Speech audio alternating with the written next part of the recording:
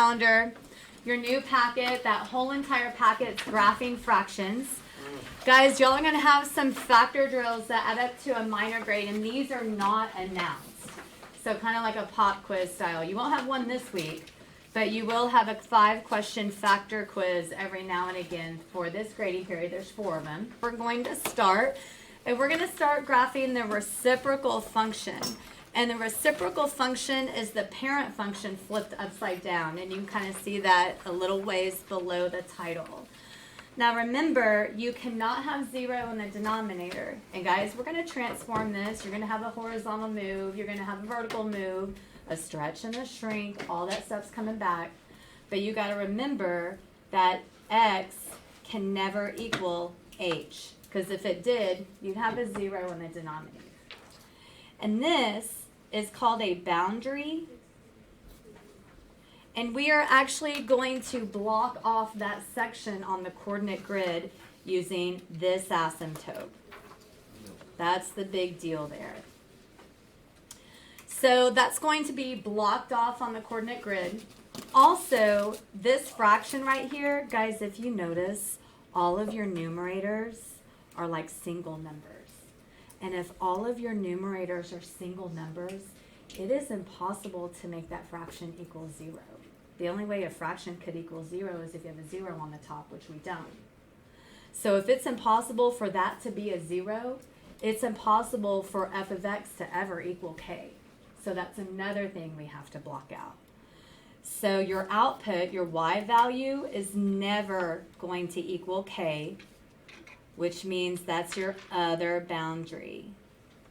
Your other boundary is y equals k.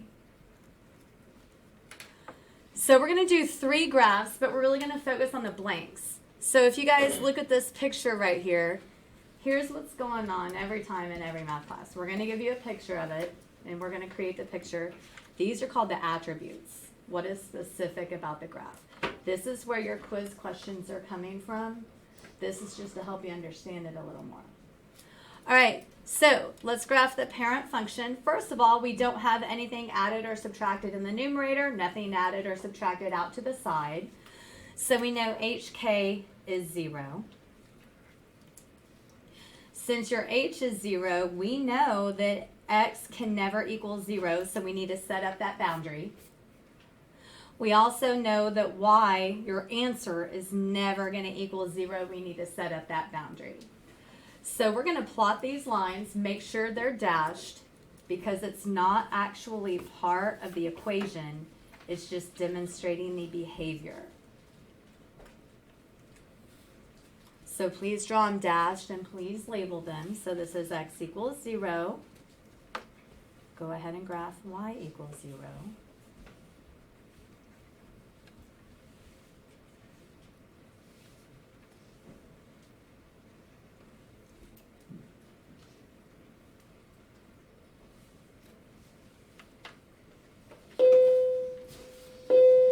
And then let's talk about the next length.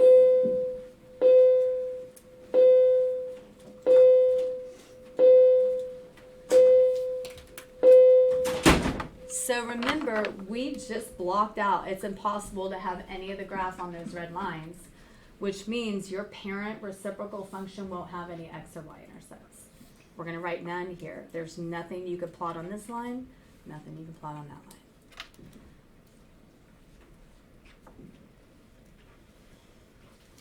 Okay, so we're going to graph it. Like I said, we're going to graph a couple of times. Guys, I'm going to use the movement chart here. Remember sideways movement. And this time we're dealing with the reciprocal function. So whatever movement I do from HK, I'm going to flip it upside down and multiply it by the A value. The A value is the numerator. Here the A value is just 1. So here's the points that we're going to plot. We're going to move one place to the right, one place to the left, and I'm talking about from HK where the 2 asymptotes intersect. We're also going to go 2 to the right and 2 to the left. And then we're going to use fractional movements because we're dealing with fractions. So let's also put a positive 1/2 and a negative 1/2. And that'll give us our points where we can see those curves. Okay, so let me kind of maximize my space here. So remember, my sideways movement, we're going to flip it upside down. And we're going to multiply it by the A value.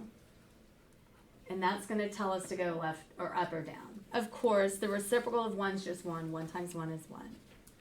So from HK, go one place to the right and go one place up. And that's that movement right there. Now let's go to the left. So when you go to the left, we're still going to flip that upside down, multiply it by 1. Negative 1's reciprocal is still negative 1, guys. And negative 1 times 1 is negative 1. So this time from HK, 1 to the left and 1 down will put us right here. And then for the positive 2, we're going to flip that positive 2 upside down and multiply it by the A value. So when we flip that positive 2 upside down, we get an up and down movement of 1/2. So from HK, go 2 places to the right, but kind of estimate where the halfway mark will be.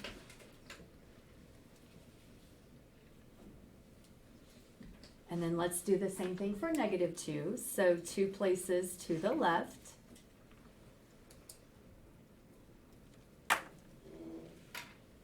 Estimate where your halfway mark is.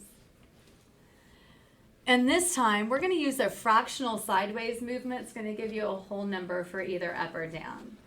So when we flip 1/2 over, we get a 2.